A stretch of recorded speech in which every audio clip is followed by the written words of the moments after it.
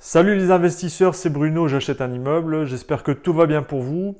Aujourd'hui, vidéo sur le cash flow, ça va être clair, net, concis, en quelques minutes, on va voir concrètement ce qu'est le cash flow et comment on le calcule. Allez, c'est parti juste après ça.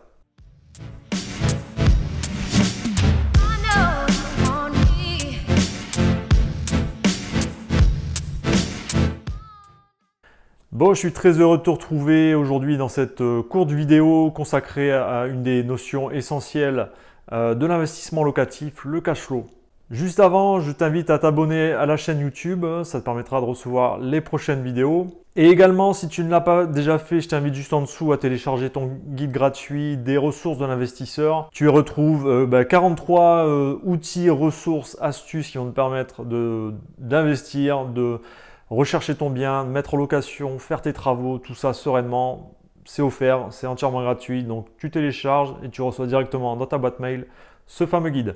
Bon, comme promis, aujourd'hui, on voit la notion de cash flow. Concrètement, qu'est-ce que c'est le cash flow? C'est une notion relativement simple à comprendre, hein. C'est tout simplement la différence entre les revenus issus d'un bien locatif et les charges afférentes à ce bien locatif.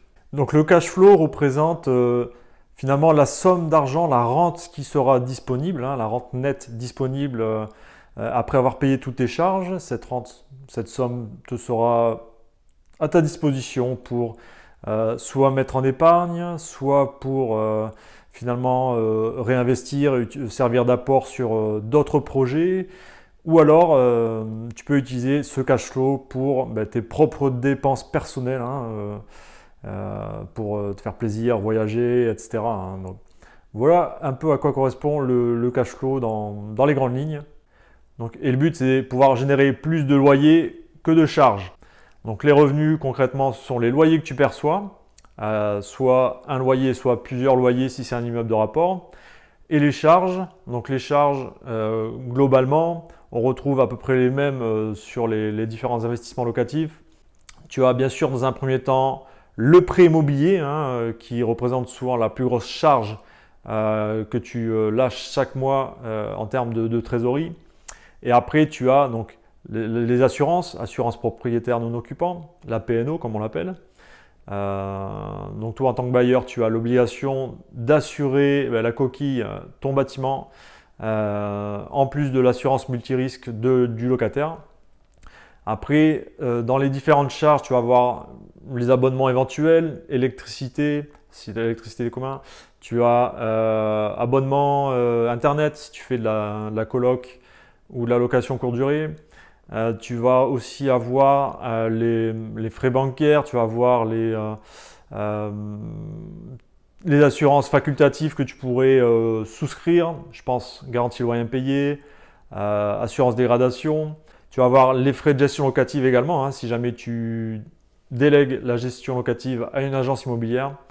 Voilà, donc ce cash flow se calcule simplement donc montant de tes loyers et tu enlèves le prêt, les assurances, les abonnements. Et le delta de ce calcul, hein, revenu moins charge, te permet de voir si tu as un excédent de trésorerie ou au contraire un déficit de trésorerie chaque mois. Et ça correspond donc au cash flow. Donc le cash flow est simplement la différence entre les revenus que tu perçois et les charges du bien locatif en question. Le cash flow est aussi important de l'apprécier non pas mensuellement, mais annuellement. Parce que sur l'ensemble des revenus que tu vas générer, tu vas aussi être taxé.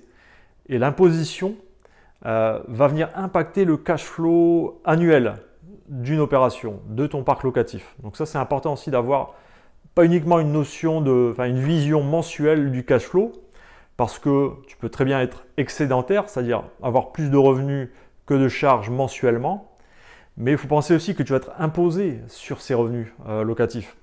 Et souvent, c'est un peu occulté, un peu oublié cette notion d'imposition, et ça peut venir en plus impacter négativement cet équilibre.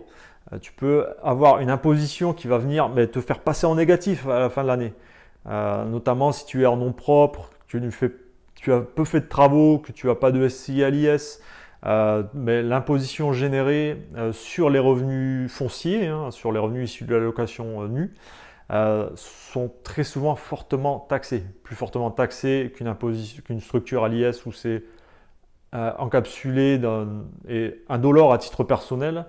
Voilà, donc prends bien en compte cette fameuse imposition pour le calcul du cash flow. Encore une fois, hein, l'imposition peut te faire passer en négatif à la fin de l'année, donc très important. Donc cash flow, comme on l'a vu, c'est très simple, hein. Tu fais la différence entre les revenus et les charges sur le bien locatif en question. Donc cette notion de cash flow, bon, on a vu ce que c'était, je ne vais pas y revenir, à ne pas confondre avec la rentabilité. Je ferai une autre vidéo sur la rentabilité, le calcul de la rentabilité, etc. hein, pour que tu puisses voir les différences. Voir que ce sont deux notions indépendantes, cash flow et rentabilité. Ce sont les deux principales thématiques de l'investissement locatif lorsque tu te penches sur l'étude d'un bien, d'un projet locatif. Hein. Il y a une troisième notion que j'ai abordée ici dans cette vidéo, je te mets le lien. Parce que finalement, il n'y a pas que le cash flow, il n'y a pas que la rentabilité qui te permet de t'enrichir en investissement locatif. Donc tu vas voir, c'est un peu surprenant, je te laisse voir dans cette vidéo. Et ensuite, je t'invite encore une fois à t'abonner, à mettre le petit pouce hein, pour encourager à faire de nouvelles vidéos. D'ailleurs, n'hésite pas à me mettre en commentaire si tu as des sujets de vidéos pour lesquels tu voudrais que j'intervienne. Ce sera avec plaisir, toujours un plaisir de partager mon expérience et de montrer le bon chemin sur l'investissement locatif. Allez, je te souhaite une excellente journée, bon courage dans tes projets, je te retrouve dans une prochaine vidéo. Salut!